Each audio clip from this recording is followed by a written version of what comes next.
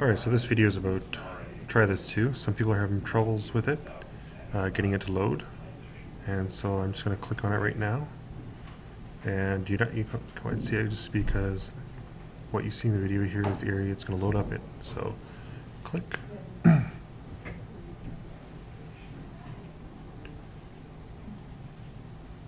so Professor Schroeder, the head of the mathematics department at Kingston College, must prepare a report outlining the performance of all students on the calculus final exam.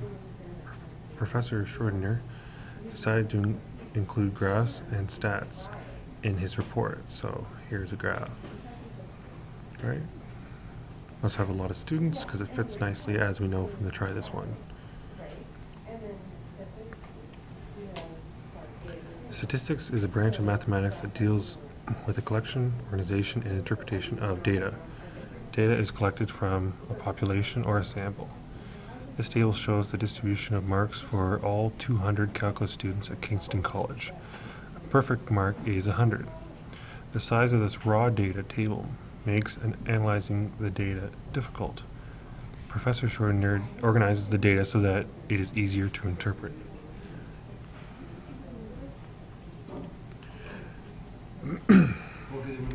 A frequency distribution shows the number of occurrences or frequency of each item or range of values in a data set. The data can be compressed by placing the calculus marks into groups or intervals. The width of all the intervals must be the same. The number of marks that fall into each interval is the frequency of that interval. So we see here that the raw data has been turned into these frequency distribution table here. So he's kind of grouped it every 10, and this is the number or frequency that each grade is in. Professor Schroeder displays the frequency distribution as a histogram. Professor Schroeder also makes a relative frequency distribution table. Each relative frequency is the frequency in each interval divided by the number of elements in the population. In this case, the population is 200. Alright, it's the number of students. So drag the correct values to complete the table.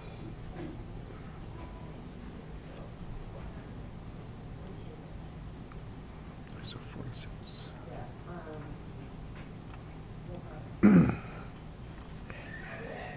Alright, and there's the completed table. So what is the total of relative frequencies? Alright, so the total of relative frequencies is not the same as the total of frequencies. If you were to add up all of these, you would get 200 over 200. But here, 200 over 200 is the same thing as 1.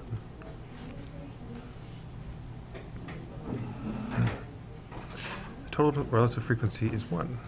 Relative frequencies can also be decimal numbers. Since these relative frequencies present probabilities, this table is an example of a probability distribution. A histogram that displays the frequency of the groups of calculus marks is shown. Click on each bar in the histogram to see its midpoint.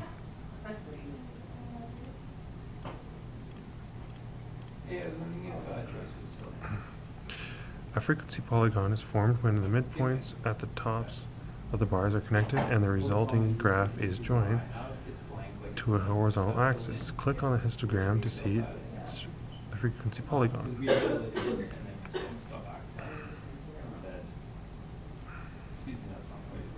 A normal curve is a curve that represents a theoretical distribution of data.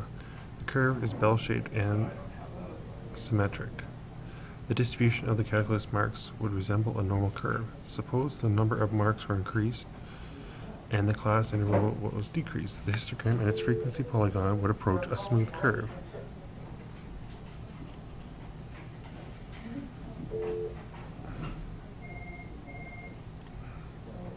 The area under a normal curve is equal to 1. Is that you calling? Oh, are you on the phone? Yeah. For a normal curve, the mean, or mu, lies on the line of symmetry of the curve, right here. Recall that the standard deviation Sigma is a measure of how the data in a sample or population is distributed about the mean. So drag each expression. All right, and I know this because it's a mirror.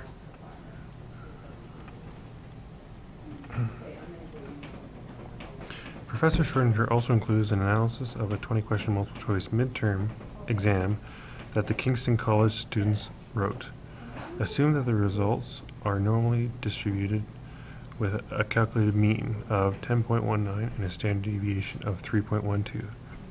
Determine the values for the horizontal axis under a normal curve. For each field, type the answer rounded to the 2 decimal places, and then press the check answer button. Alright, so 10.19 is here, no surprise. Alright, I guess we have to do these in order. Alright, so I go, actually I'll bring up a calculator here.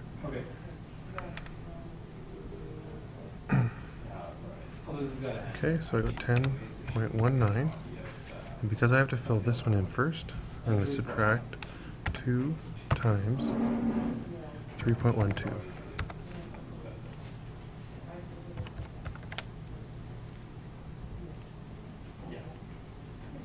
Okay, thanks. So when you give her your timesheet. All right, and so then I can continue.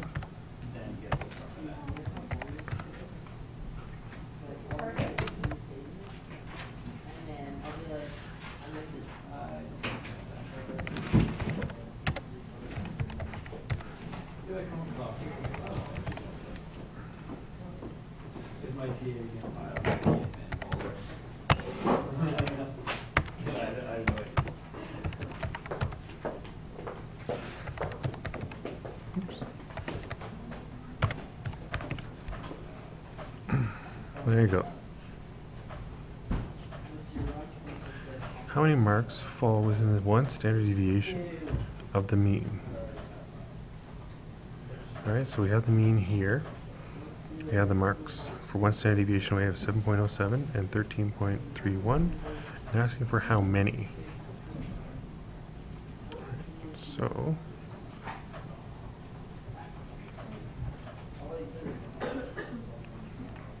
I'm just going to move the calculator up here because I need the information down here. I'm going to total up everything between this number and this number. So not exactly 7 and not 14. Okay, but 8, 9, 10, 11, 12, 13. Alright, so 8 occurs 25 times. 31, 33, 31, 26, 20.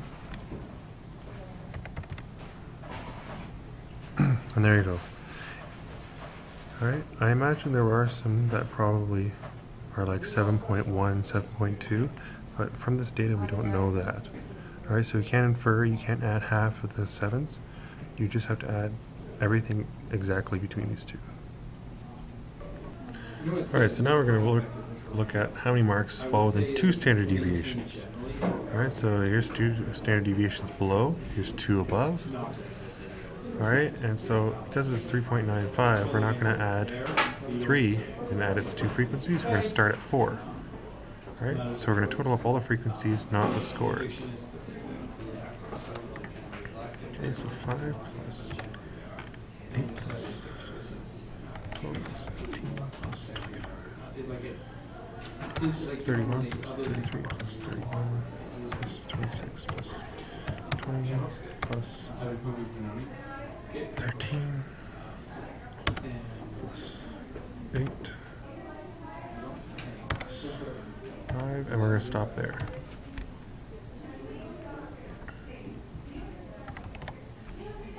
And there we go. Alright, a total of 245 students wrote the calculus midterm exam. Determine the percentage of students' marks that fall within 1 and 2 standard deviations of the mean. Complete the statements about so many. Okay, so we're going to take this number, divide it by this number.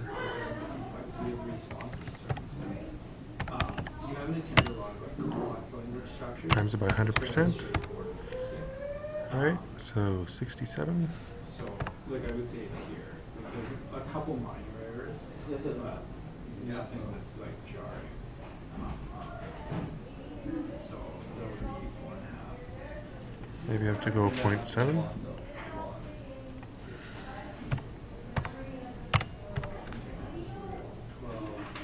Okay. So it requires 1 decimal place. Times by 100%. 95.9. And there we go. Alright, so about 67.8 fall within 1 standard deviation, and 95.9 of percent of students fall within 2 standard deviations. Alright, if we were to do 3 standard deviations, we would even get even higher, 99.7. And these numbers, regardless of the amount, whether it was 1 million students or only 5 students, alright, these numbers actually remain quite constant. Alright, so this rule is often referred to as the rule of 68, 95, and 99.7. Notice that the distribution of the marks on the calculus midterm exactly closely match the theoretical normal distribution. Since the normal distribution is symmetrical about the mean, the rule of 68, 95, 99.7 can be broken down as shown in the graph. The percentage of the normally distributed population falls between any 2 values and is equal to the relative proportion of the area on a normal curve between these 2 points. So they've kind of broken it up into their own little bits. Alright, and it's a good idea to actually memorize these amounts. Right? Or if you have a formula sheet for a test or whatever, write this exact table down, because it'll come up again and again if you're ever doing stats.